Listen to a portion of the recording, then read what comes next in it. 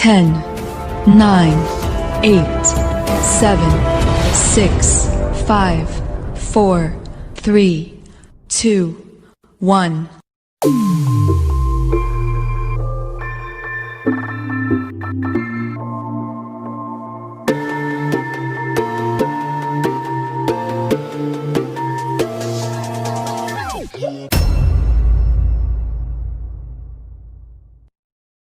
Assalamualaikum warahmatullahi wabarakatuh. Yang pertama akan menjelaskan peran pemerintah dalam mengembangkan koperasi di Indonesia. Yang pertama yaitu memberikan bantuan modal. Berdasarkan Undang-Undang Nomor 25 Tahun 1992 tentang Perkoperasian, Pasal 41 Ayat 1 menyatakan bahwa modal koperasi terdiri dari modal sendiri dan modal pinjaman. Adapun modal awal yang ditetapkan untuk koperasi simpan pinjam atau KSP primer dan sekunder adalah sebagai berikut. Yang pertama, modal awal pada setiap pendirian koperasi primer dan sekunder yang dihimpun dari simpanan pokok dan himpunan wajib para anggota bisa ditambahkan dengan hibah yang didapatkan. Yang kedua, modal awal untuk koperasi primer dalam bentuk deposito pada bank milik pemerintah dengan wilayah keanggotaan dalam daerah kabupaten atau kota adalah sebesar 15 juta rupiah. Sementara modal awal pendirian koperasi primer dengan wilayah anggota lintas daerah kabupaten atau kota dalam suatu daerah provinsi adalah sebesar 75 juta rupiah. Lalu modal awal koperasi primer dengan wilayah anggota lintas daerah provinsi adalah sebesar 375 juta rupiah.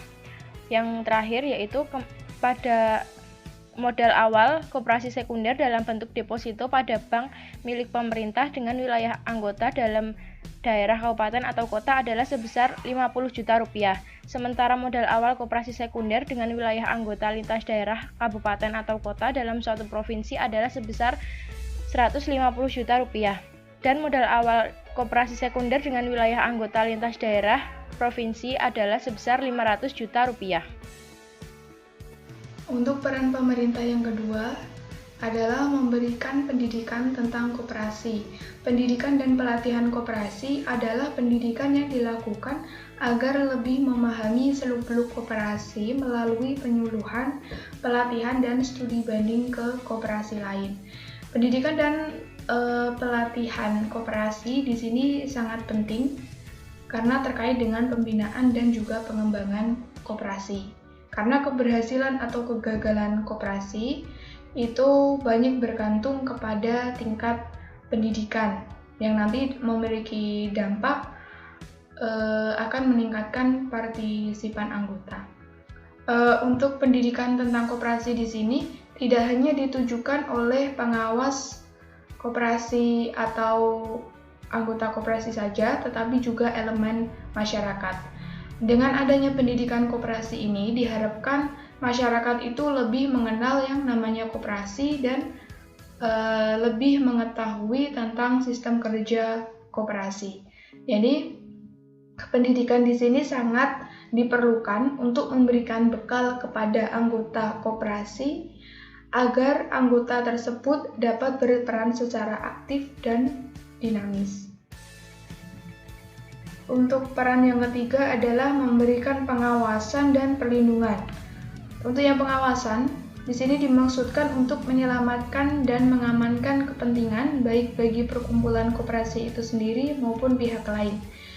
Pengawasan di sini lebih sering kita dengar dengan istilah monitoring. Jadi di sini pemerintah itu tidak ikut campur secara langsung kepada koperasi syariah, tetapi pemerintah melakukan pengawasan atau monitoring terhadap suatu koperasi. Apakah koperasi ini sudah berjalan sesuai dengan sistem kerja koperasi syariah yang sehat atau belum? Nah, nanti jika terjadi penyimpangan atau kesalahan, di sini pemerintah baru akan mengambil kebijakan. Untuk yang perlindungan di sini dimaksudkan untuk memberikan pengamanan dan keselamatan kepentingan koperasi serta memberikan perlindungan nama koperasi agar nama koperasi tidak dipergunakan untuk maksud menyalahi asas dan sendi dasar koperasi dan juga nama baik koperasi. Di sini saya akan melanjutkan materi mengenai peran pemerintah dalam mengembangkan koperasi syariah. Langkah selanjutnya yang diambil oleh pemerintah dalam mengembangkan koperasi syariah adalah memberikan keputusan Menteri nomor 91 tahun 2004 yang isinya tentang keputusan Menteri Negara Koperasi dan Usaha Kecil dan Menengah tentang petunjuk pelaksanaan kegiatan usaha koperasi jasa keuangan syariah. Dalam keputusan Menteri tersebut, terdapat ketentuan umum mengenai pengertian dari koperasi syariah, pengertian akad-akad mulai dari akad wadiah yad domamah, mudharabah al-mutolaqah, mudharabah berjangka, pembiayaan mudharabah, pembiayaan musyarakah, piutang salam, piutang istisna, ijarah muntahiyah bitamlik, dan qard. Adapun beberapa tujuan dari keputusan Menteri tersebut adalah yang pertama, meningkatkan program pemberdayaan ekonomi syariah, khususnya di kalangan usaha kecil, usaha mikro, usaha menengah, dan koperasi melalui sistem syariah.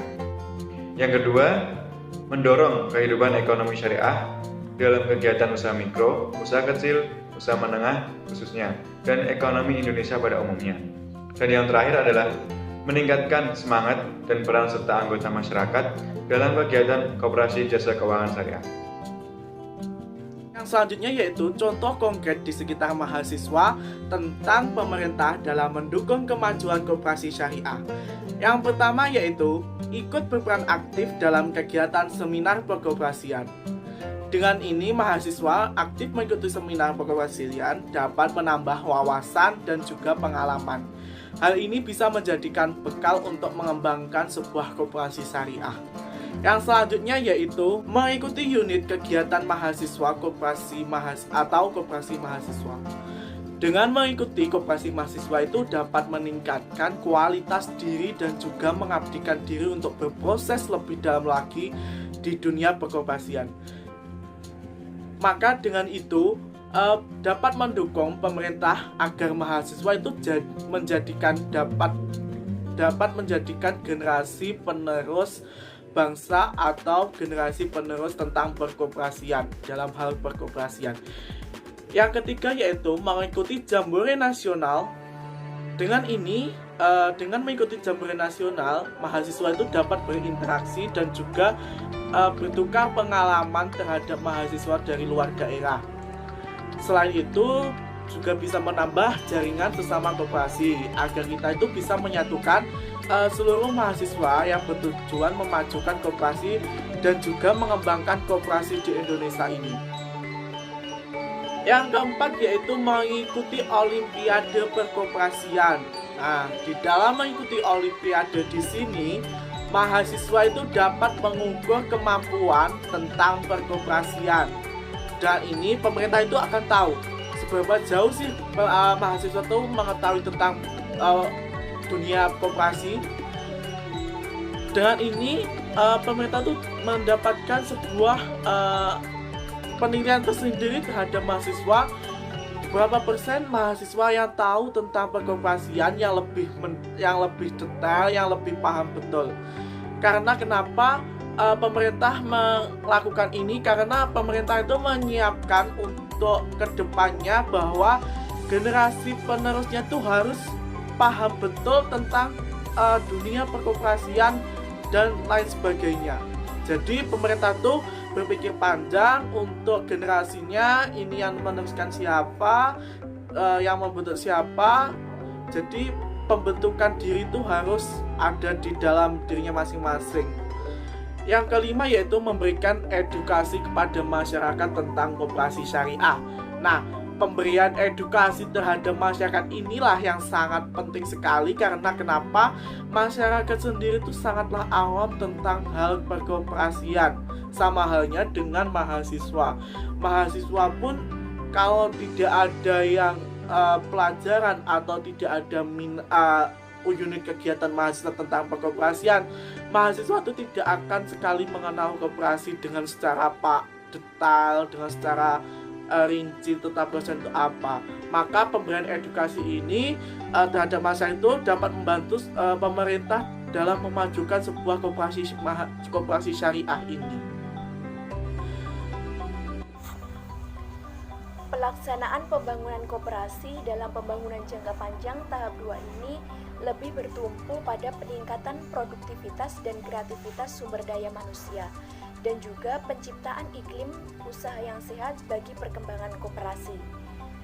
Dalam hal ini, kebijakan yang diambil oleh pemerintah dalam pembangunan koperasi antara lain, yang pertama, pelaksanaan fungsi dan peranan koperasi ditingkatkan melalui upaya peningkatan semangat kebersamaan dan manajemen yang lebih profesional. Yang kedua, peningkatan koperasi itu didukung melalui pemberian kesempatan berusaha yang seluas-luasnya di segala sektor ekonomi. Yang ketiga, kerjasama antara koperasi dan antara koperasi dengan usaha negara ataupun swasta dikembangkan secara lebih nyata. Mungkin itu yang dapat saya sampaikan, banyak kurangnya saya mohon maaf. Wassalamualaikum warahmatullahi wabarakatuh. body